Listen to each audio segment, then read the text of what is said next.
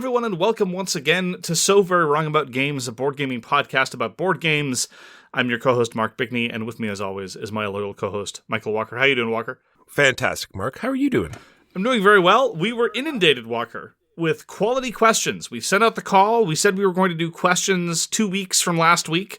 You'll notice that it is not 2 weeks from last week, but we are getting started early so as to be able to address all of them. So this is going to be the first of two of the third iteration of the Omnibus questions period, and thus we are labeling it Charlie Alpha, and next week we will follow up with Charlie Bravo. Such is the way of things, and such is my devotion to the NATO phonetic alphabet. So there's still time to submit more questions, and if we find them worthy of address and interesting, or at least of interest to the broader audience, which may or may not be the same thing, we will be able to address them next week, but this week we will get to work on addressing your burning questions. So, Mark, the game we played exactly 1 year ago is Reiner Knizia's Babylonia, is going to be featured in this week's AYURIS. Yes, the as-yet unnamed retrospective intro segment for this week is Babylonia. Our views on Babylonia remain at least somewhat controversial because amongst many of the Reiner Knizia fan base, Babylonia is regarded as one of his very finest tile-laying games, which I think is an exaggeration. I think it is very good, but far from near his best. Yeah, I haven't had any super urge to bring it to the table. I haven't had very many opportunities to do so, but his other contributions, I think I would choose far more recently than Babylonia. We've played it a couple times since we reviewed it. I have anyway. And Woogie made an interesting comment. He noted that the scoring just feels less satisfying in Babylonia than a lot of other tile-laying games designed by Reiner Knizia. And I have to agree. You know, typical scores end up in the triple digits. It's just this incrementalism of individual placements here and there. And it's just not nearly as satisfying as any of the clever interlocking systems or of the unitary focus of a lot of his other tiling designs. Which, again, these criticisms have to be understood in context. I really like Babylonia, but it's not up to the genius level of Reiner Knizia's other tiling games, which is to say, it's not among the best tiling games ever made. Agreed. So that was Babylonia, published by Ludonova in 2019, designed by Reiner Knizia. Moving on from the AYURIS, we're going to talk about the games we played last week. Walker, what'd you play last week? Mark, I played a game that you left for me, and you've talked about it already, so I won't go too long about it. Switch and Signal by Dávid Thompson. Now, this came out quite a while ago, and it was put out by KOSMOS, but is a great sort of either solo or two-player puzzle game, and it is just my jam, Mark. There's this app that I usually put on my phone every so often. It's sort of like an air traffic controlling app, and you have this island with different runways, and all these planes start flooding in from the sides, and they all have to land on particular runways, and so you're tracing these flight paths on the screen, and you have to make sure they don't collide. And this is very much what you're doing in Switch and Signal. There's these colored cities, and they all have 2 cubes, and they all have to get to Marseille. On the other side of the board, there's another map. I haven't tried it yet. But you're playing these cards to switch the paths of all these trains that go different speeds, and you're trying to make sure they don't collide into stop signs or into each other or into the towns, because only one train can be per town. Great card system, easy to teach. Very clever, switch systems. I like everything about it. I'm going to be playing it solo tomorrow. It'll be fun. I really like how you have to channel the bad stuff. Normally, again, there's this standard structure, especially of your simpler co-op games, where bad stuff happens and then you do your actions, bad stuff happens and then you do your actions. In Switch and Signal, that's kind of put on its head because the trains, the analogy to air traffic control is very good. There's this chaotic influx of action. But the thing is, you can't just stem the tide. You have to leverage that chaotic influx so that it can work for you. Otherwise, you are definitely going to run out of time. Because in the early game, you start thinking, okay, how can I just make sure that nothing crashes into each other? But right in the mid-game, there's this switch, no pun intended, where you start to figure, wait a minute, am I going to be able to get everything done? And then you start wanting the trains to move of their own accord. You're willing to go fast and break things. And I really do appreciate the fact that that serves to upend the kind of pandemic formula that we've been doing so satisfyingly, but nonetheless so repetitively for about 15 years. That is Switch and Signal. Released quite some time ago. Give me a break. I got to play Cryptid Urban Legends. This is a review copy sent to us by the publisher. This is designed by Hal Duncan and Ruth Veevers, who are the two people who also designed Cryptid for Osprey Games. Cryptid was a deduction game, and you might be asking yourself, is Cryptid Urban Legends a deduction game? No, it is not. Is it thematically appropriate? No, it is not. Now, some people, Walker included, have derided Ares Expedition as a sort of cynical cash grab for the branding of Terraforming Mars. And so the assumption was that Stronghold was just trying to leverage the branding so as to get a different game out the door and move units. I defended it on the basis that you could still see a lot of the design influence from Terraforming Mars into Terraforming Mars Ares Expedition, and so I thought it was kind of okay. Here, I kind of am in the same boat as all the people who criticize this as a crass marketing move, because Cryptid Urban Legends doesn't feel like Cryptid at all, and the thematic integration, such as it is in Urban Legends, is borderline incoherent. It's the kind of thing where you explain the theme of the game and people are like, wait, what? So the Cryptid can progress through the city by virtue of the sensors that the scientist left. That is the means by which they do it. And what sense are the sensors then? You say, just stop asking questions. I can't explain any of this. What's this evidence that's being left behind? What is the Cryptid doing to the evidence? Is it destroying evidence? Is it collecting? Stop asking questions. Let's just get through this. That's the start of the problems with Cryptid Urban Legends. I've read the design diary of this game, and it is fascinating in what they decided to do. It was originally a hidden movement style game. In the classic tradition of Scotland Yard or Fury of Dracula or any of the kinds of games of that ilk. But the question eventually evolved into, can you make a hidden movement game where nothing is actually hidden, where all the data is visible? And the answer is yes. But then the follow-up question is, why would you? Because what it ends up feeling like is a positional abstract. It's not just by virtue of the incoherent theming, but also by virtue of just the way the game proceeds mechanistically. Long story short, there are these colored cubes, and the arrangement of the color cubes will determine how well the Cryptid is able to spread itself. And this is a two-player asymmetric game. The scientist wants the Cryptid not to spread itself out. The Cryptid wants to spread out as far as possible. And so you're playing these cards to just move colored cubes around to try to make sure that either they're in neat little patterns, if you're the Cryptid, or not in neat little patterns if you're the scientist. That's it. That's the game. And I honestly felt that it was extremely procedural and uninspired. I think better theming might have helped. I think it might just be an ill-conceived design ambit. Hidden movement games tend to be more along the lines of deduction games anyway. And part of the joy of hidden movement games is the sense of being hunted, the sense of cat and mouse, the sense of the unknown, the unexplored, the bold, risky move, the gambit, the dashing around a corner, hoping to find something. All of that is gone here. And again, what you have is kind of sort of a positional abstract, desperately trying to pretend as though it's something else.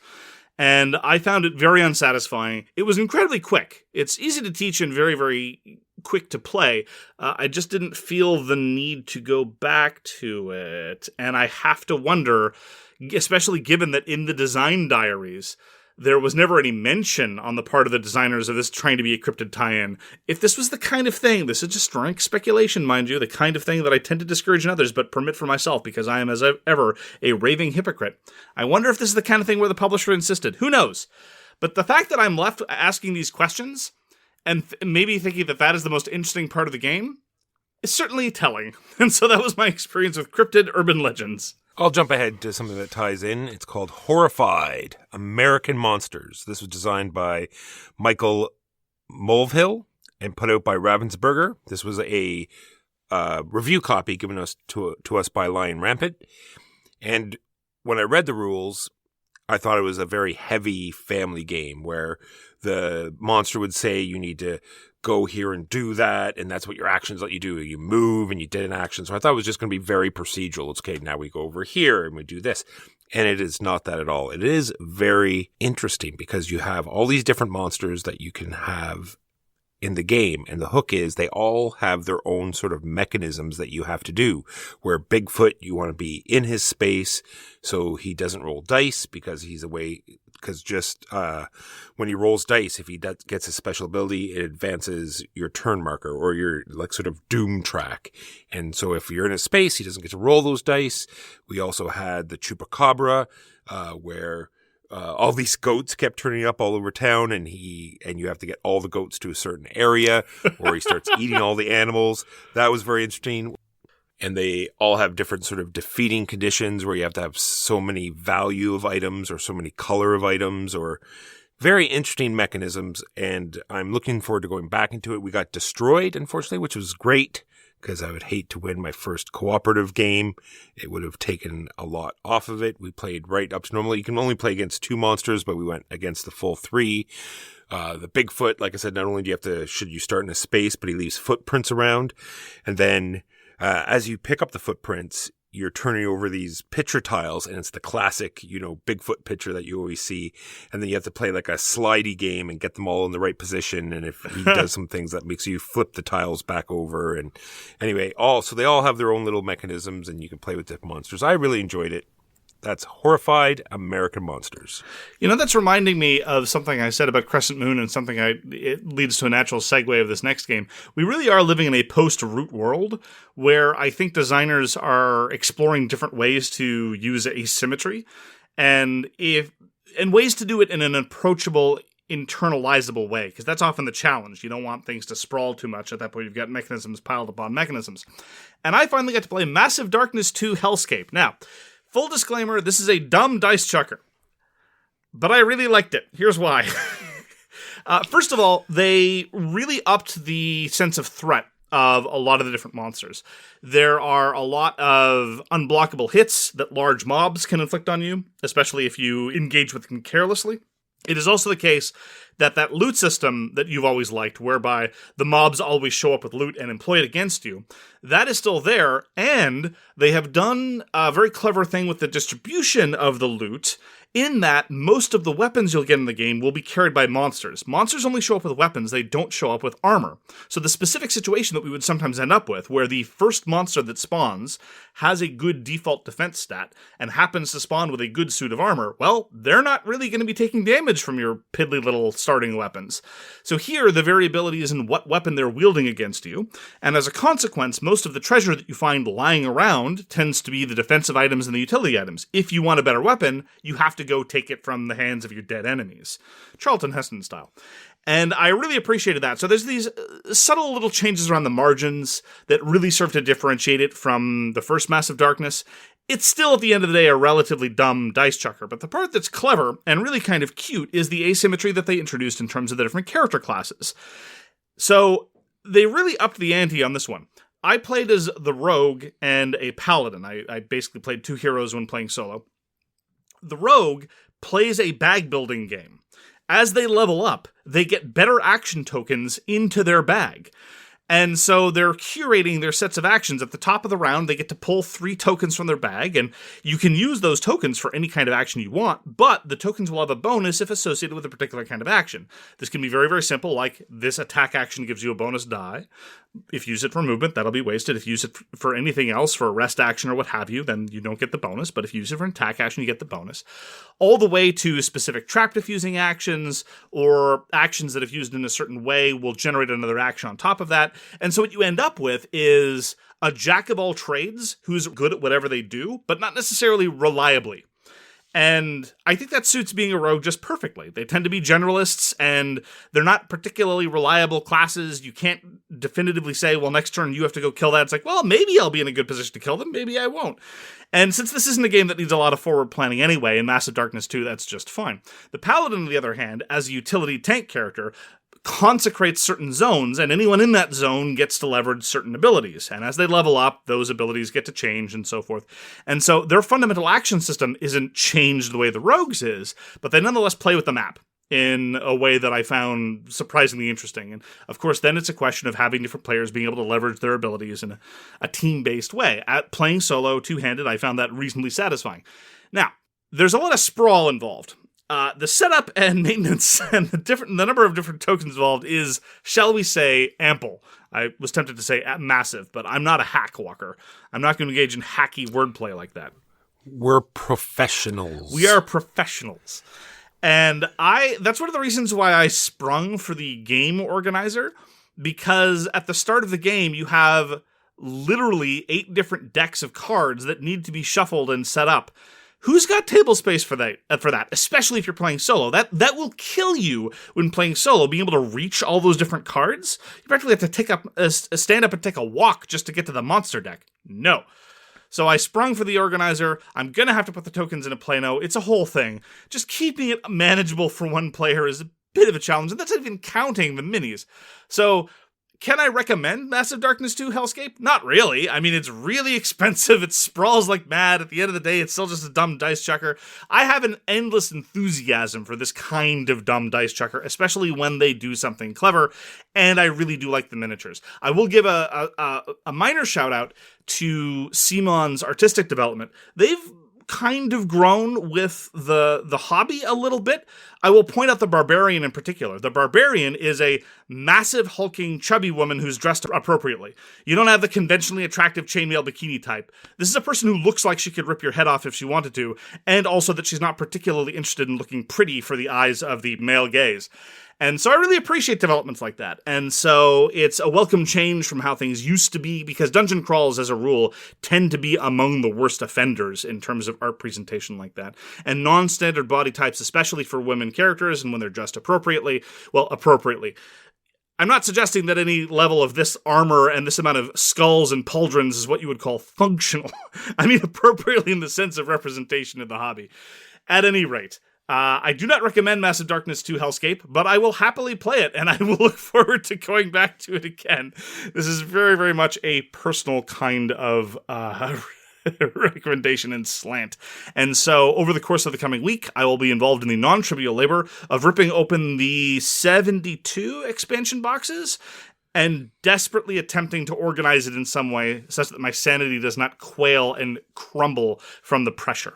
And that is Massive Darkness 2 Hellscape by Alex Olteanu and Marco Portugal, 2 in-house developers from CMON who've done a lot of work on various CMON projects. Whether it's Smog, whether it's a whole... Basically anything that Michael Chanel doesn't work on, you can probably guess that Olteanu and Portugal will be involved in. And this time I think they've done a reasonably good job of slightly making more engaging a standard stupid dungeon crawl where you level up and hit things with very large slabs of metal and or wood. So you get in the campaign book at all, Mark? Now there's a campaign. There already was a campaign book. One of the reasons why Massive Darkness 1 was so critically panned and why so many users hated it so much was because as a stretch goal, they put in a campaign, because that was just the very cusp of everything's got to have a campaign. And backers like, could there be a campaign mode? And the designer said, I guess. And then they put together arguably one of the worst campaign modes ever made. And then people were like, this game sucks. The campaign doesn't work. And everyone and most of the people who like Massive Darkness were like, what did you expect? Don't play the campaign mode. Well, I'm looking forward to trying it again. And looking forward to seeing the trailer pull up when you bring it back. Well, Mark, you and I like Mindclash games. Some more than others. Their newest one is called Perseverance, Castaway Chronicles.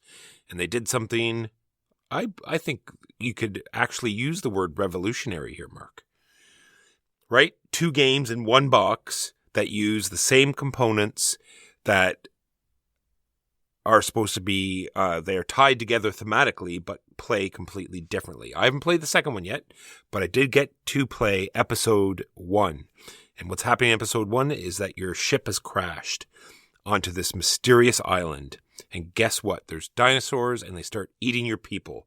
And much like most post-apocalyptic games, you just can't get along with the other people, Mark. You can't group together and make defenses so everyone can live. No, you have to make your own separate villages and defend those and screw everyone else. So it has this dice mechanism where there's a bunch of neutral dice and everyone has one of their own color dice in the initial pool. Then there are actions that let you put more of your color dice into the pool, and this is bad for the other players because they have to pay resources in order to use your dice. And you're also paying resources to turn the dice to icons that you want. So then it opens up this decision space. Do I want to use my own dice so I don't have to spend resources to use somebody else's? Or do I want to use the neutral dice to make sure only my dice are left so they have to spend resources? Or do I use my dice because they are counted for sort of a area majority for these different locations, because you want to get votes, because there's this big victory point payoff. So there's all of this going on. There's tons of other things. There's this very, putting out soldiers and, these dinosaur onslaughts and getting victory points that way, and different ways you can trigger. Like, I think you do not have to go for the big payoff at the end of every turn. I think there are strategies that you can employ that you can get victory points in other ways. So I'm going to have to play it. I did get to play it twice, but the first game was definitely a learning game. The second game definitely played much differently, because we were much more into putting out the troops and defending against the dinosaurs in the first game. So not very many settlements were built. It has this, every time you build a settlement, you're covering up these bonuses that you're going to get. And that also gives you more value for your area majority control at the end. There's these missions that you can go on. So it has this interesting two-step process where you need action efficiency. So you sort of put the troops into your pool, and before you deploy them out to the battlefield, you could send them on these other sort of side missions, right? Because once you put them out on the board, they're locked there till they unfortunately demise. So you can sort of, wait a turn and do this side mission and then deploy them, right? So it's a very action efficiency type game. I enjoyed it, not as much as I like their other contributions, but I'm looking forward to trying the second part. And what I really want to know is how there are these other books that are going to sort of combine the two, the one game will have consequences on for the second game. I'm very confused. Initially, I thought that the game was one where you play as the dinosaurs and you scored based on the number of limbs you were able to cut off. Hence the name of the game, Perseverance. Well, I thought it was going to be like Francis Drake, right? And I thought the actual name of the game was Perseverance. Anyway, that was the joke I had in the first game. But anyway, this was designed by everyone in the Mindclash team. Richard Amann, Thomas van Ginste, Viktor Peter, Wolf Plancke, and David Turczi. I'm sure did the solo mode for Perseverance. Played a game of Core Worlds Empires. This was a review copy sent to us by the publisher. This is the pseudo-sequel to Core Worlds, one of our favorite deck-building games that was published by Stronghold. Andrew Parks, the designer of Core Worlds, got the rights from Stronghold through his own publishing outfit, Quixotic Games, kickstarted a worker placement pseudo-sequel along with his co-designer Christopher Guild. It's not as good as Core Worlds. It's very similar to Core Worlds in that the game is about serially massing a set of military strength, deploying it against various worlds to conquer them, and then trying to build your military strength up again for the next conquest. And there's an issue of timing, and sometimes going after worlds that your opponent has, and trying to manipulate the flow of military resources and planet resources in that way. The problem is that it suffers really badly in comparison to Core Worlds, for one thing. One of the joys of Core Worlds is you get to draft a unit, and it's a cool unit, and it gets to do something neat. Here in Core Worlds Empires, you spend most of your time messing around with basic units, and the only way they get upgraded is you play a card that temporarily upgrades them for the sake of this battle. And it turns what was a relatively simple process in Core Worlds, I buy this card, I then play this card, I use this card, that is how I use units, into a process of, okay, well, first you need to get the unit, then the unit has to be with the right ambassador. You send out the ambassador to where you want to go fight. Then the fight starts, and then you might play a card to turn the unit in the unit you actually want. Then the unit might get destroyed, and then you have this card that keys with a certain unit, so you have to go get another unit and start the process over again. And in that sense, in many of the ways that it was different from Core Worlds, it felt a whole lot like busy work.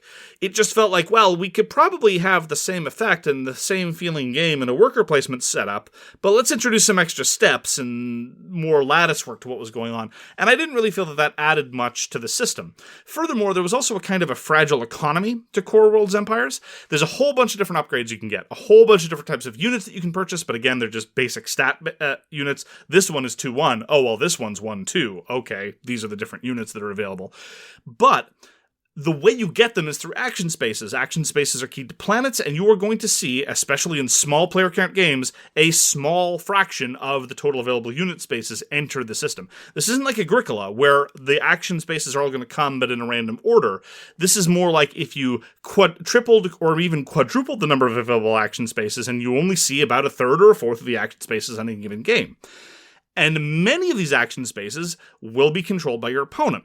Every time you go visit an opponent's planet, they get a point. This is a big deal. As a consequence, I actually felt a little bit like I felt when playing Crescent Moon, in that there could be this fascinating interplay of pulling various economic levers that affect my opponents, and we create this dynamic, self-adjusting economy. But in point of fact, it seems so expensive to go outside my own little economic system. So as a result, I'm just left with a boring economic system. Now, this could be just our being overly conservative, but time after time, I would look at my own planets, look at my opponent's planets, and say, is it really worth handing my opponent the point to go do that? Nah, I'll stick with what I got. And so you're encouraged to go do boring things over and over again. And that did not feel satisfying remotely. So I didn't get to play it, but I did read the rules. It seemed to have this maybe interesting event system that seemed a little like Robinson Crusoe, where you could sort of read the events that were coming up, and then those events would seed into the deck, and then they would come up in a random... The event seeding is very reminiscent of Through the Ages, actually. There's a present event deck, and you're seeding for the future events, and the future events, once the present event deck is gone, they cycle in. And indeed, a lot of the game seems to be focused on trying to make sure that you see the events on your terms. Because if you don't see the events coming, then it's just going to arbitrarily reward who happens to be ahead on the various galactic order tracks. Remember the galactic orders in Core Worlds, where you could build up influence in them and then cash in your influence for unique and interesting, powerful effects? No. Now it's just a function of being high up on a track and then hoping that the right event comes up that rewards you for being high on that track. Problem. In our game, there was no way to influence the events. The only possible way we could have influenced the events was by bleeding points. The only spaces where we could conceivably have interacted with the event deck, and the hero deck, by the way, again, like I said, there's a subset of the economy that enters in every game, would have involved spending literally victory points that we didn't have. Victory point tokens that we could only get if an opponent went and visited one of our economic functions. I mean, we might have been willing to lose the point to mess with events, possibly, but I, for example, didn't have any until the last turn of the game. And so it was literally closed off to me, that aspect of the game. In a system in Core Worlds Empires where there were more of an influx of points, maybe if you started with a few points, I looked at the rulebook over and over, and no, you don't start with any points, and indeed, the points you get from conquering planets, and there are planets to be conquered, make no mistake, only score at the end of the game. I would have vastly preferred if you got some sort of immediate bonus when you conquered them, maybe you lost some of it if it got taken away from you or what have you, because then I would have been able to pull all the other levers, because there was all this stuff floating there. I had to deal with the components, I had to deal with the rules complexity, I had to explain how all these things worked, but it was all on spec because it never entered the game. And as a consequence, again, I felt like there was this hypothetical interesting economy where I was reacting and interfacing a lot with my opponent's assets. There were all these decks of other effects that I might have been able to deal with, but just never happened. Just never came together. It seemed like a fragile system that didn't really play to its strengths. And insofar as I enjoyed amassing military forces, hurling them against neutral planets, conquering them, and making them part of my empire, I was thinking, but I could do this in Core Worlds, which has more satisfying art, less component creep, actually a faster playing time, which is saying something because Core Worlds ain't exactly fast. And so I really felt like it was a step backwards in a lot of ways, and I was very disappointed by Core Worlds Empires. Yeah, and definitely less barrier to entry. It's a lot easier to teach someone Core Worlds, the card game, than it is the board game. Like, just getting through that rule book was a chore for me. It was a very substandard rulebook. It felt like kind of a throwback in that you would have these massive blocks of text. And it made me appreciate how a lot of things in terms of layout and editing have really improved in some aspects in recent years, where you try to break things down into bite-sized bits, if for no other reason than you can then find the information later, either through bullet points or numbered lists or what have you. In Core Worlds Empires, you might have an explanation about how the worker placement phase works, and it's just a massive wall of text. And so if I want to remember one of the sub-costs for visiting a planet that's not mine, but one of my opponents is already there. What does that cost again? Do they get it? Does it go to the bank? You have to reread the entire page in order to find the thing. And that definitely did not help with the smoothness of the experience. Well, I hope you'll bear with it one more time when you return and let me give it a try, because I definitely want to at least play it once. And I'm wondering, do you think it would do better with more players? It seems as though it wants more players. I think it goes up to 6 that you can play with. More of the economy would enter the game. However, your share of the economy by default will not increase. So I'm not exactly certain it would encourage more interacting with other players. And honestly, I think the same length requirements that we apply to Core Worlds would apply to Core Worlds Empires. I do not want to try this with 4 players, or much less 5. I couldn't even imagine 6, unless everybody there had played at least several times and knew exactly what they were doing.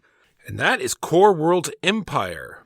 Let's talk about a fun game. Fun game equals Paint the Roses. This is designed by Ben Goldman and put out by North Star Games. And it is a puzzle game. And I tell you, you got to play it once on Tabletop Simulator. I did. I didn't get to play that game. All I did was read the rule book, and I couldn't wait for it, and it adds up to everything that I wanted. You have a secret card, and it has 3 different difficulties, and it's either going to be 2 shapes or 2 colors or a combination of those 2. And the shapes are the suits of cards. So heart, diamond, spade, club. And 4 different colors. You have these cards, Mark, and then you get to pick from a pool of 4 tiles, and you're placing it on this board next to other tiles that have shapes and colors. And then you're putting a number of cubes on the place tile that will equal the number of matches that you have of your card. Hard to explain, but it was very enjoyable because of the fact that, and everybody places their cubes because everyone has a card. Place the tile, then everyone can place their cubes on that tile that you just placed. Then the interesting part is that you must make a guess at someone's card.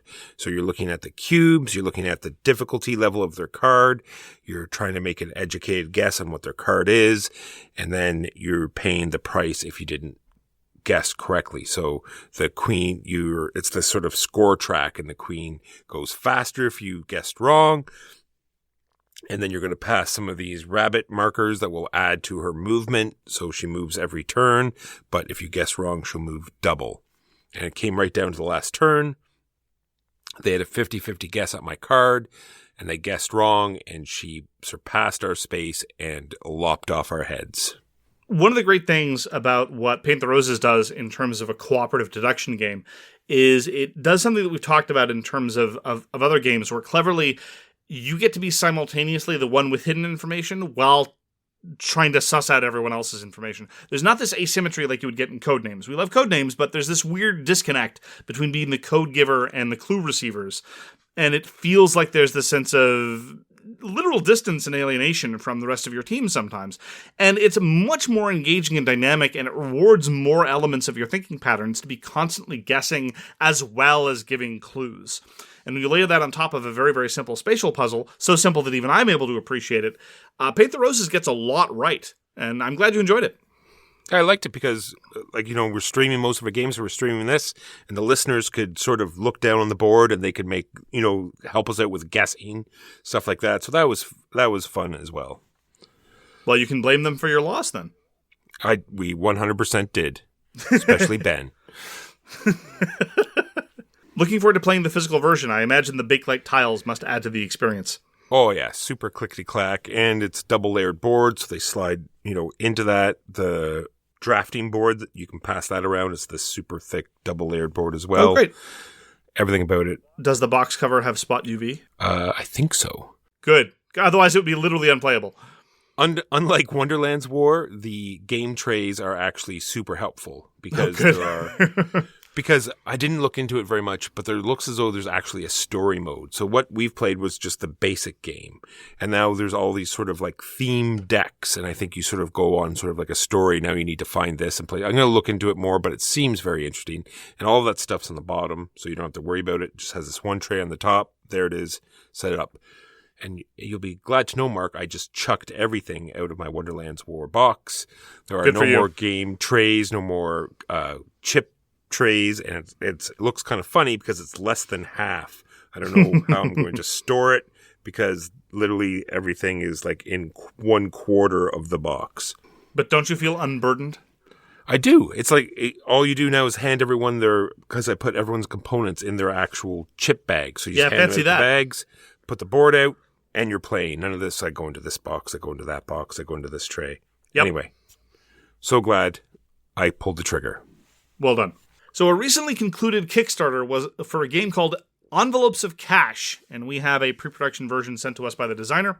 The designer is Andy Schwartz, who is an antitrust economist who specializes in sports.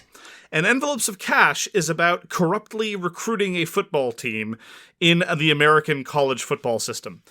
And there are two things that we absolutely stand for here at So Very Wrong About Games. One of them is satire in board games, and the other is stop trying to make fetch happen.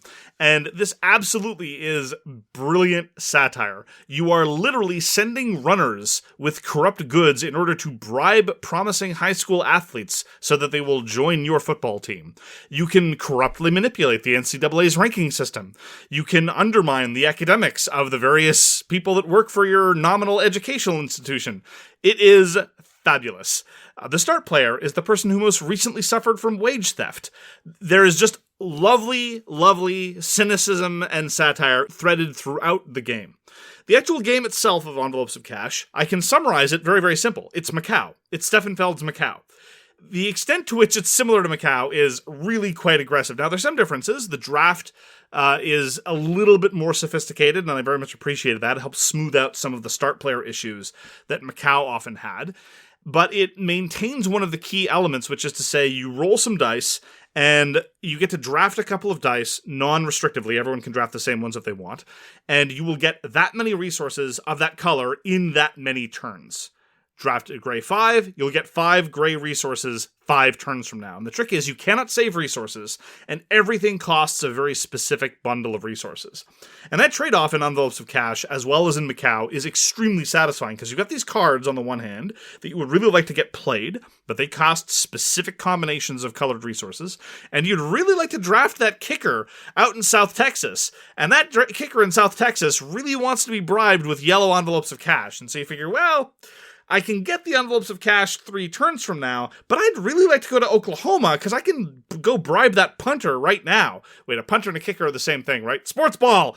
The running back is a running back a position in football. It is. Okay. Totally is. You can go bribe that running back in Oklahoma, but then my bus is going to be in Oklahoma when I need to go bribe that Texas kid. Anyway, these are the kind of trade-offs that you're involved in, and the timing considerations and the layered on top of the resource management is really, really enjoyable and diverting.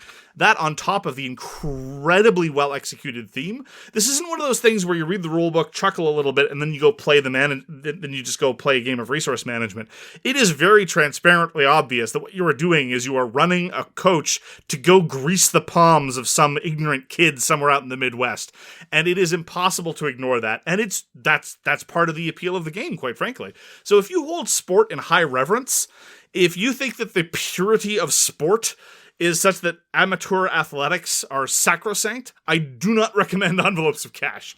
If you, on the other hand, are willing to engage in this kind of cynical manipulation, or even imagine that hypothetically this kind of cynical manipulation could exist, then I think the theme might really, really add to your enjoyment of Envelopes of Cash. Because, quite frankly, if you have the choice between doing a structurally relatively similar resource manipulation puzzle, one of them involving the Portuguese going around and being colonialists in Asia, the other being corruptly undermining college sports, I know which of those two themes I would much rather engage in. Because after all, if there are two things we stand for here at So Very Wrong About Games, one of them is anti-colonialism, and the other is stop trying to make fetch happen.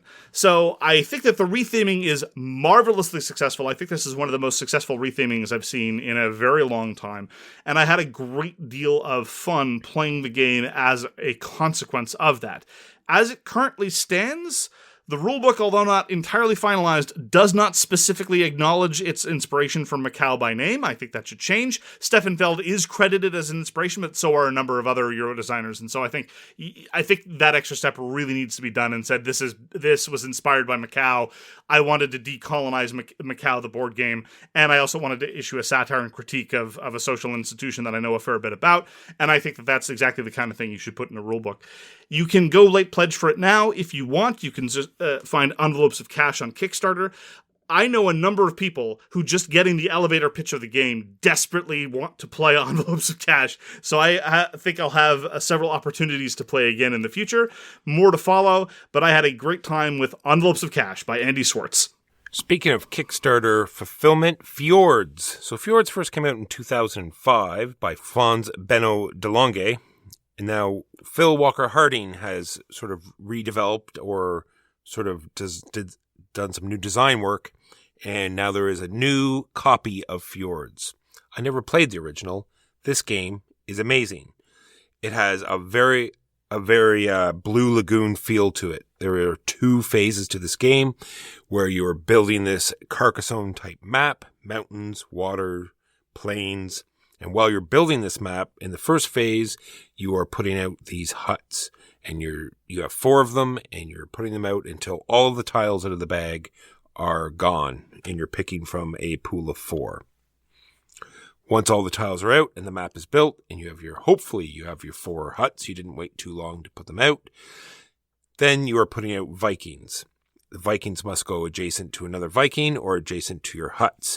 And now you're sort of blocking off parts of this map. You sort of have to trace along the plain so you can't cross over mountains or across water and sort of, hey, that's my fish style. You're carving up this map and trying to get the most land masses. Played it twice in a row. I really think it's a great game. What player count? We played it at 3. So the original was only a 2-player game. They have the rules in the book and the pieces in the copy that I got to play the original 2-player game. So they've opened this up to 4 with all the pieces, and there's all these variants at the end. There are these giant, chunky rune stones that will give you all these different special abilities. So all these different variants in the back of the book, we're going to try them out because we really enjoyed our initial play. It very much has a feel of an old Euro, those just basic choices.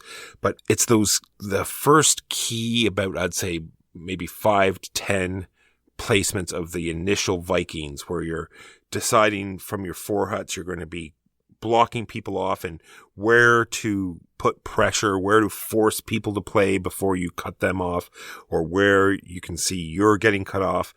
That part of the game is definitely the main part. The rest of it is sort of, working up to that, I feel. This was put out by Grail Games, and they included the original designer's name.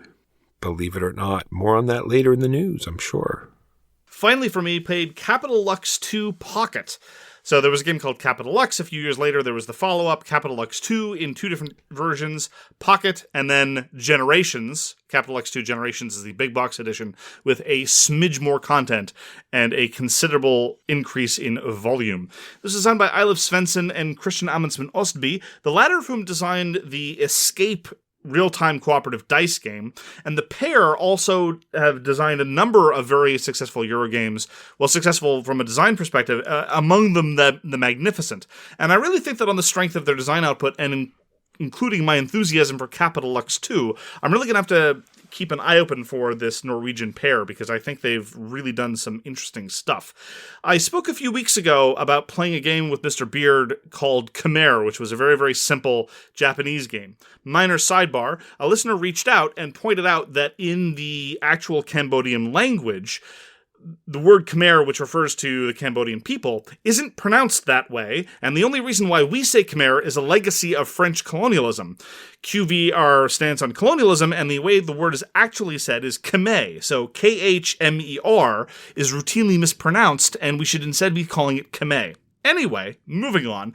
Khmer was a 2-player game where you were trying to get the highest score possible while being under the limit set by the tableau in the middle of the table. Capital X 2 is very, very similar, except now there are, number one, 4 suits, and number 2, it's a multiplayer game. And so you're constantly playing this dance of trying to make sure you have the highest value out of you on the table, but other people are messing with the ceiling of what the score can be in various suits. I might not even be in green. I might have no interest in green, but I see you've got 11 points in green and the limit is currently set at 12. Well, if I can knock that limit down to 7, suddenly you're in trouble, because at the end of the round, any color where your score exceeds the ceiling gets wiped. And in a 3-round game, that can be incredibly considerable. So it's this lovely little bit of brinksmanship where you're constantly trying to be at the highest possible score, but without going over. And you're competing with other players, both in terms of determining what the limit's going to be and in terms of what the value of your tableau is. Layered on top of this are a quite impressive variety of special powers for each of the suits that trigger whenever you play to the limit in the middle of the table. You play to your own tableau, nothing happens. You play to adjust the limit, well, then the power triggers. And so there's this pressure on other players, this incentive to play to limits that they're not participating in just to trigger the powers sometimes. Anyway, there's a delightful series of tactical trade-offs from round to round about how to manipulate these things, and that in turn influences the draft, because you draft your hands of cards at the start of the game. And this isn't necessarily one of those games where you hate draft very much, but it is a game where absolutely knowing what cards other people have can be very, very consequential and can influence how you decide to play going forward to determine the jockeying for majorities in various colors.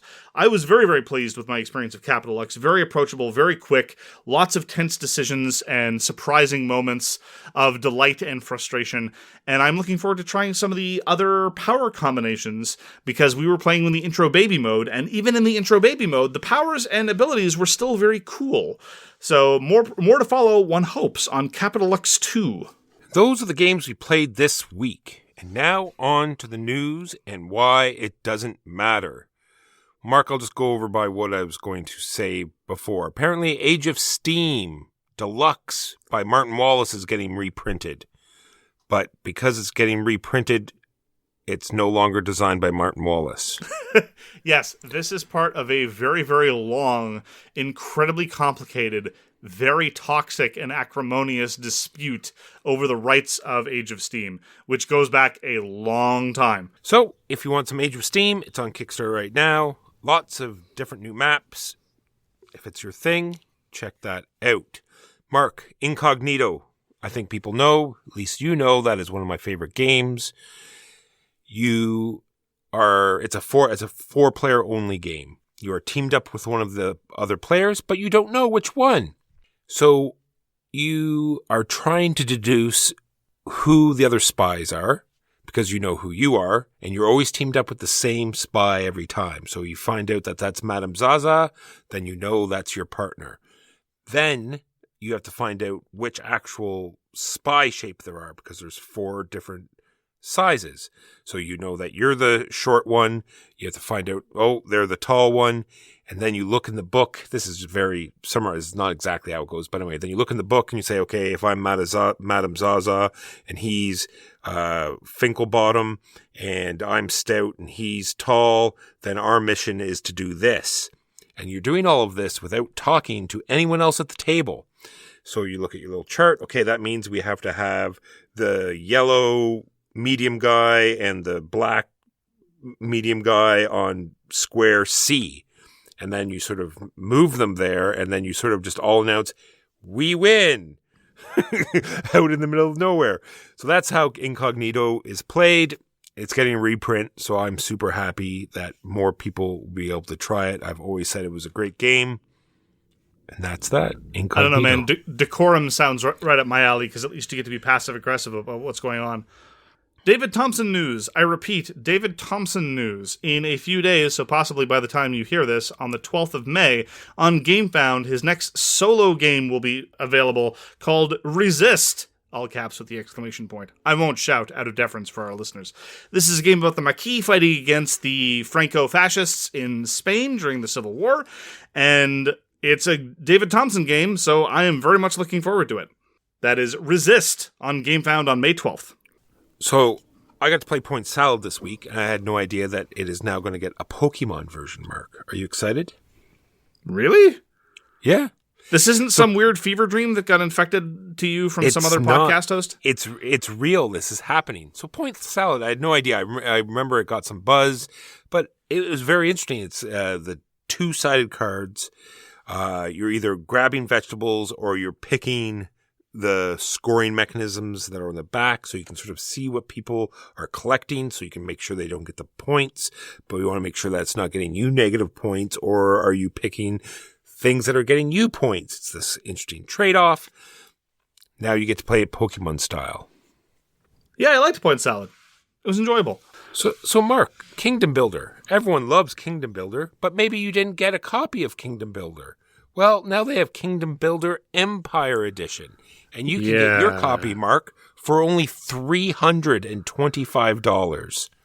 Yes, this was a relatively inexpensive, accessible physical production put out by Donald X. Vaccarino in the aftermath of Dominion. But we don't have relatively economical, reasonably box-sized games anymore. We have $300 monstrosities and behemoths. We have Castles of Burgundy with miniatures edition. We have city building games with tiles 5 times larger than they need to be and or a mountain of plastic. Look, why can't things like this be just reserved for your dumb dungeon crawlers? Why do Euro games have to look like dungeon crawlers now? I don't get it. When you get your Massive Darkness in your Kingdom Builder, I don't think that redounds to the benefit of either. I still don't think it equals up to that. Like, I was looking over the project, said, that looks kind of neat. I remember playing Kingdom Builder a few times on Board Game Arena, and it was all right. And then I looked at the price tag, and I could not believe it. Part of it is, I think the hobby is undergoing a recalibration, particularly with respect to shipping costs. You know, there's a whole bunch of Sturm und Drang about CMON's Marvel Zombicide shipping costs. Look, at least they're being open and upfront about it now. And, well, as open and upfront, maybe people are asking for refunds. At least there's time to ask for refunds. There's a similar controversy going on about how much a Portal is charging for the shipping for its recent 51st State Master Set and expansions. I've been having that difficulty in the Pledge Manager as well. Things are getting more expensive. It's a rough world out there. All the more reason not to have a version of Kingdom Builder that's massive and full of plastic. So that is the news and why it doesn't matter. Now on to the topic of the week, which is the Q&A. Just a reminder, we will be doing Charlie Bravo next week, so if you want to send us your questions, you can still do that. So why don't we just go in our traditional mode of alternation, Walker? Sure thing. I will start off. How has your relationship to board games changed over the years, specifically as content creators? First of all, I reject that slur. You take that back. I know. Rude, right? I know. Despicable. I love it because I can use it as an excuse just to play more games and to buy more games, so it's great for me. I've become less of a collector. I've talked about this over the years, but the churn has increased, and I have to be a little bit less precious about holding on to games just because I really like them. And so there's a number of games that I really like that I now no longer own. I used to be able to hold on to everything that I thought was, roughly about an 8 or higher on Board Game Geek. Now, not so much. Which designers would you like to see collaborate? I would really like to see David Thompson collaborate with one of the Italian masters, like Luciani or Battista, or maybe Paolo Mori. I would really like to see Reiner Knizia do a little bit more collaboration. He doesn't tend to do that a whole heck of a lot. I mean, he did Witchstone as a collaboration, but those are the two off the top of my head. That's who I have. I have Reiner Knizia and Eric Lang. I'd like to see those two. Oh my goodness. I know, right? That'd be strange. Well, that's why Ankh is so brilliant, after all. It feels like it might have been the kind of thing that Knizia had some work on. Good point. I would like to see him do I'd like to have a big Reiner Knizia game come out. That would be cool. Oh, I mean, we just want more Knizia games generally. On that topic, True. What are your top 5 Knizia games, Walker? Llama Dice. Really? Witchstone. Tigris and Euphrates. Quest for El Dorado. In order, mine are Tigris and Euphrates, Blue Moon, Raw, Stevenson's Rocket, and Beowulf the Legend. Oh, no Blue Lagoon, eh? Blue Lagoon is great. I will play Blue Lagoon any day of the damn week. Same thing with Through the Desert. Same thing with Samurai. Just on the topic of Reiner Knizia tile-laying games. They don't crack the top 5. He's done that many amazing games. What's that co-op one that we just played? Fantastic game as well. Siege of Rundar. Siege of Rundar. Oh, yeah. I'd rather play Llama Dice. What are some underrated hidden gems that you want to highlight? I talk about Senji every now and again because I think Senji is one of the best troops on a map games, and it does brilliant stuff with diplomacy, and I love it when a game has all the mechanics fit together so tightly, and Senji does that in spades. I talked about Beowulf the Legend, which is an underappreciated Knizia game. And then there are some of the more obscure older stuff like La Révolution Française, La Patrie en Danger, which is very, very niche. And, of course, the original Civilization. People talk about Advanced Civ, people talk about Mega Civ, people talk about a whole bunch of Sid Meier stuff, but the original Civ gets not enough love. I only have two. Barony, I always go on about it. I'm going to stream it soon so I can show it to people. Very tight, very chess-like. Love it. And Regicide, what they did with just a standard deck of cards. Such a gem. Great little game. Good call. When are you going to review Tigris and Euphrates? Well, we did. We effectively did when reviewing Yellow and Yangtze. We kind of combined the two. And then when are we going to re-vector to exclusively covering Knizia games? Well, I mean, no. Well, there's, root-only channels now, and there's TI3, TI4 only channels. Why not have a Knizia only channel? They'd have a lot more to talk about than those, that's for sure. What are some themes you would like to see more of? I want to see more historical themes that are not about colonialism. And when we see the Zenobia Awards, and indeed some of the winners of the Zenobia Awards, which was primarily about historical or consim themes that were from the perspective of minority underrepresented groups and designed by minority and underrepresented groups primarily, although not exclusively. Some of them are starting to trickle in. GMT snapped up a couple of them. One of them is already up on P500. We see far too many stories glorifying the role of the conqueror. We don't see enough stories about resistance. We don't see enough stories about these pre-colonial cultures before the invader came. Like, I don't need to hear more about Pizarro and Cortez. They've had their moments. Their stories are told. I just have written here ones I haven't seen. Like, there's such a plethora of just, stuff we haven't seen yet. Like, you know what I mean? It's the same old Vikings, zombies, pirates, same things over and over again. Why can't they just pull out of the barrel interesting new stuff? It's true. Relatedly, what are some media properties that you would like to see done as a game or done better? Is this where we're going to go back to Pokemon? Because that's what I've written here as well. I mean, sure. Game called Let's Starve Together. I'd love to see a game based off of that as well.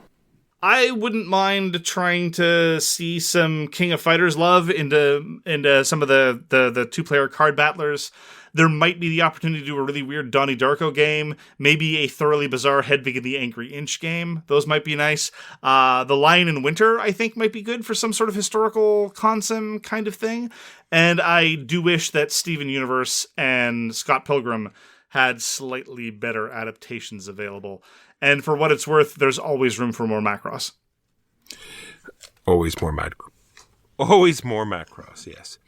What is your snack, drink, music situation while you are gaming? I used to have music on when gaming all the time. I had a gaming group in Cambridge, Massachusetts that ran continuously for about 8 years, and we were always had music on in the background. And I miss that, largely because the person I game with most now hates music in all its forms, and the only music he does like is bad music anyway. As far as drinks go, I know a lot of people drink a lot of beer or wine or things like that. For us, it's just water, usually nothing else. As far as snacks go, it depends. Usually, the one thing that I miss is music. Yeah, why do people in Boston not like music? That's unfortunate. So yeah, I have that. I was talking about you, Walker. What? Me? No. I have water, coffee, no music, and no snacks anymore because we're streaming. And I couldn't even bear. I've seen people stream and you hear them eating food. It would drive me crazy. So yeah, no more snacks. And music to me is distracting while I'm playing games, unfortunately. How often do you wear matching outfits? Well, Walker and I have very fundamentally different sartorial approaches to life. We both wear collars, Mark. Yes, that is true. That is absolutely true. Unlike a lot of other people in our acquaintance who wear almost exclusively T-shirts, we both wear collared shirts. I mostly wear button shirts. Walker usually wears polos. I used to wear more polos, not so much anymore. But no, we do not coordinate our outfits. I only have written here as often as we can. What are you so very wrong about the most? I'm going to say aesthetics. People are always asking me about some sort of broader aesthetic theory of critique, and I don't have one, and I'm not particularly interested in articulating one. I'm just wrong about thinking others can put in minimal effort. Ooh, cynical. This goes for the people that can't sign up for the calendar. True. Constantly disappointing. Which board games do you feel you are most wrong about?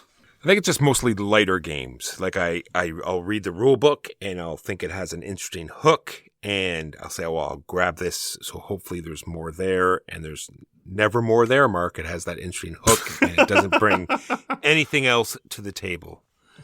I don't understand why you always say it as a slur. It's like, this game is very, very light. We like a lot of very, very light games. You just said that Llama Dice is one of your top 5 Knizia games. I mean, have nothing about light games. I'm just saying I didn't say anything wrong about light games there.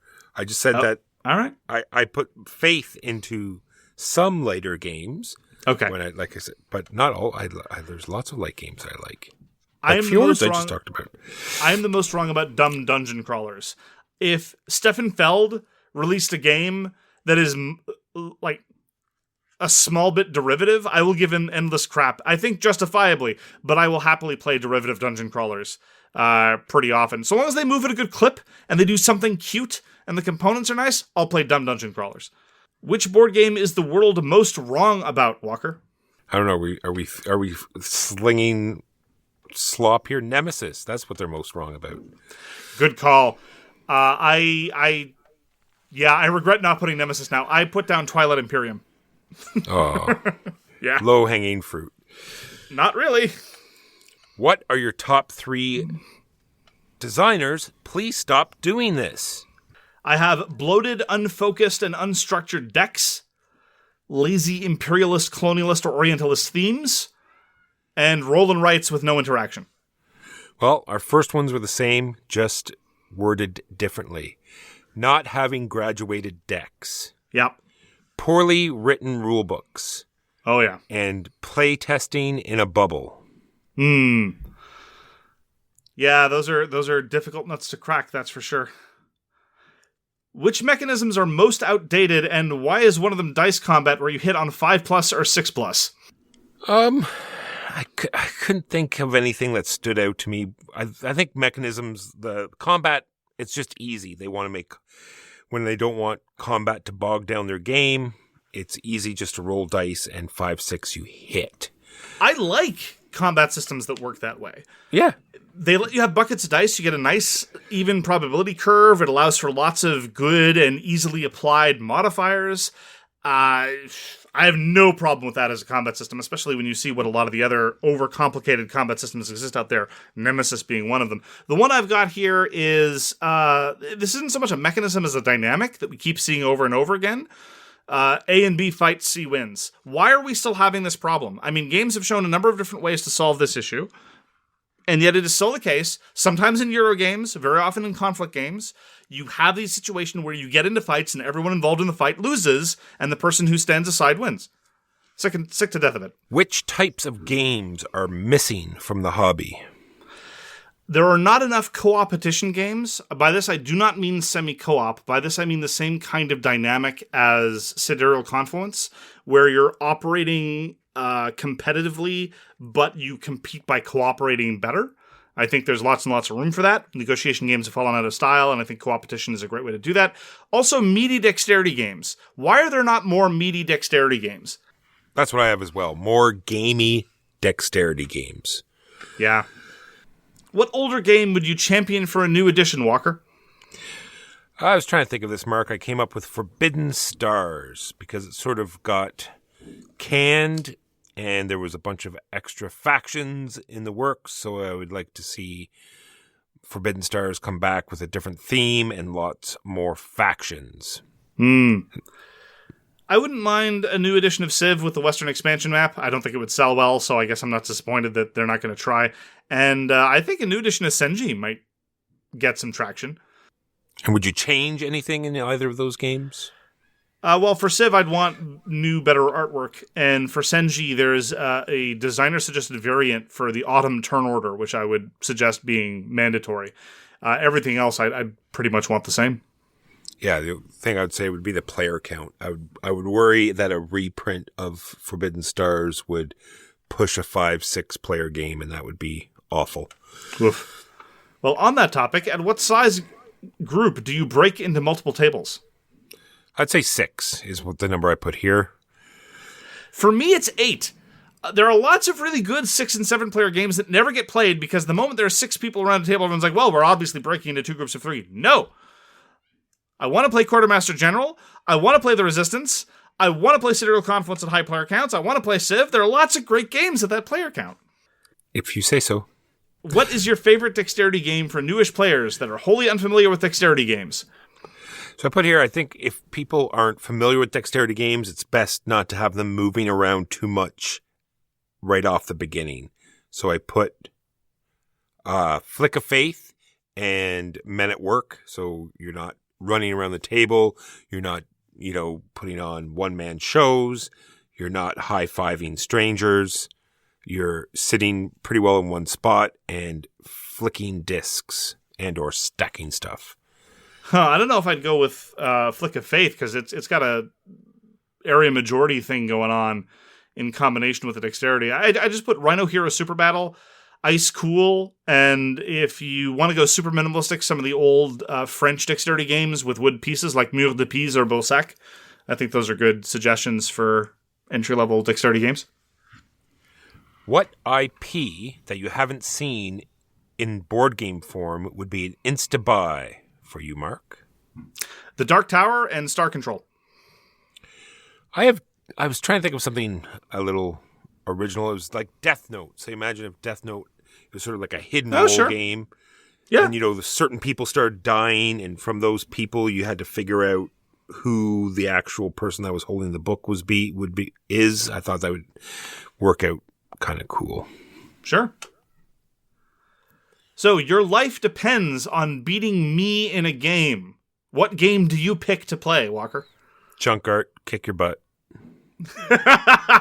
I would pick Infinity or Raw.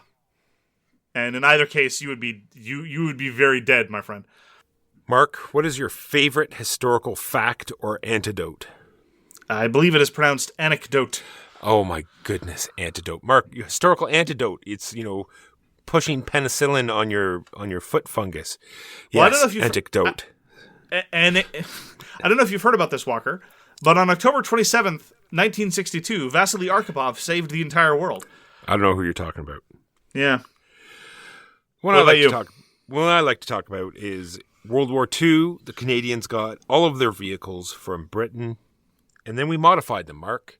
We liked flamethrowers. We added flamethrowers to everything, to a point where the enemy knew the Canadians were coming and lots of times surrendered so they wouldn't get flamed. Okay. When you roll a 6 and get a cookie, what cookie do you hope to get? Now, I'd just like to clarify, as the designer of roll a 6 win a cookie, that's what expansions are for. You can have different versions, different editions. There's the pirate version, there's the zombie version, there's the Viking version, all with different kinds of cookies. But Walker, what's the cookie you most hope to get? Chocolate salted caramel cookie, Mark. It's the best kind of cookie. Oh, okay. Good call. For me, it's just a good, soft chocolate chip cookie. Mark, how do we decide on which game to review for each episode? Well, it used to be a slightly more whim-based, hey, I want to talk about this thing, or hey, there's this new release or whatever. Well, I've got our things here, Mark. I got our list from when we first started, right? Remember we used to weigh them, and if it came out as an even number, then we would review it. Or has the distributor paid us enough money yet? Oh, don't even joke about that. Someone will take it seriously. Is the game basic enough for me to understand? When I When I drop it off the roof, Mark, does it land on its lid? If it doesn't land on the lid, then we don't review it. And then we'd have to turn to page 13. And if there wasn't an illustration on page 13, then there's no way we're reviewing that game. If you had to play a game of Catan, which variants do you consider a must? The one where whoever rolls a 7 first wins. I hear you. I prefer give me the choice of any version of Catan. I'll probably choose the base one. No variants, no expansions, no nothing. There's a certain purity to it, and I don't like Catan, but I do like that version best. Mark, have we ever thought of having a guest on the show? Either as a forced acronym segment or as a Patreon content. Okay, so here's the thing. Speaking for myself, you can chime in on this later, of course. I don't know how to do what we do and have most guests on. Here's why. The guests would fall into one of two categories. Either they would be people in the industry, or they would be people who comment on the industry, like us. People who comment on the industry, I don't know that I have very many interesting things to ask them about. It's like, what's your process? Because I don't want to talk about my process. I don't think it's interesting. And when people ask me like what my process is, I come up empty, or they ask me for my theory of review, I don't have one. So there's that. And then there's everyone connected with the industry. I don't know how to have a relationship with people in the industry and still do what we do. When I'm reviewing a game, I don't want to think about that guy I had a nice conversation with a couple weeks ago. I want to think about the game. When I'm reviewing a game from a publisher, I don't want to think about whether we have an ongoing relationship with that publisher. I just want to think about the game. And so, quite frankly, I'm not interested in having anyone on the show, whether it's Reiner, Knizia, Francis Tresham, or God, because that would complicate things and make me unable to do my job. So there we go. Yeah, I had a fleeting idea of showcasing artists for like Patreon content. I had, contacted a bunch of them and had some brief preliminary stuff, but it's just time and effort, unfortunately, that I do not have. What is the single most critical physical game component, either with an in-game function or not? Cool first player marker. It's a must. Seriously, rulebook. Rulebook? Yeah, good rulebook. I have Sick the paw. to death of bed, yeah. You got to have the paw in every game. And if someone's taking too long, you give them the big paws token. Yeah, you hit them in the head with the paw. It's the way it goes. No, I don't think that you're supposed to hit them. Oh.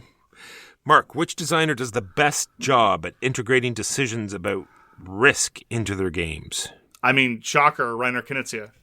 The way Reiner Knizia does push your luck, the way he does probabilistic analysis, the way he handles risk, 100% Reiner Knizia. That's one of the reasons why Beowulf the Legend is such a brilliant game. It's one of the best games of push your luck ever. That and Raw are masterclasses on how to deal with probability and situational probability analysis.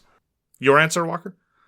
No, that was the same. I knew we were just talking about Reiner Knizia again. It's absolutely like you said. He just knows. Do I push for those tiles? Do I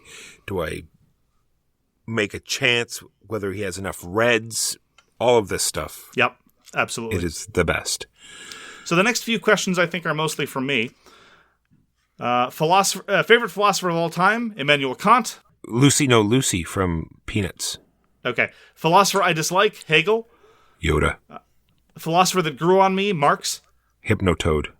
Not his economics, but his early metaphysics, like his theses on Feuerbach, brilliant. Most overrated philosopher, Nietzsche. I have whichever answer Mark gave. Thanks. For the first one. Yep. Most underrated philosopher, Johann Gottlieb Fichte. All of them. The greatest of all time, who is this Kant fellow I hear so much about? I assume this is a troll. Immanuel Kant is the greatest philosopher in the Western tradition. Walker, on the other hand, thinks it's Lucy. J'apprends le français. Marc, a-t-il des recommandations de podcasts et des chaînes YouTube francophones? Moi, je peux recommander Board Game Duel par Sam et Vince. Walker, how does the price of a game affect how you judge it? 0, but it does affect whether or not I play it. I'm trying to be more conscious of the economic impact of the hobby, but I don't know how successful I am at doing that. And that's all the time we have for this session of Omnibus Questions. Thank you very, very much for joining us. If you'd like to get in touch with us, you can reach us at our website, sowronggames.com/contact. We read everything you send us, and we'll get back to you if we can. There is still time for you to submit more questions for Omnibus Questions Charlie Bravo, and we hope to see you again next week. Peace! You've been listening to So Very Wrong About Games, produced by Michael Walker and edited by Mark Bigney. Special thanks goes to What Does It Eat for generously allowing us to use their most excellent song, FOS, as our theme. You can find them at whatdoesiteat.com. You can reach us by email at soverywrongaboutgames@gmail.com or on Twitter at SoWrongGames. Thanks very much, see you next time, and always, try to be right, but remember you are so very wrong.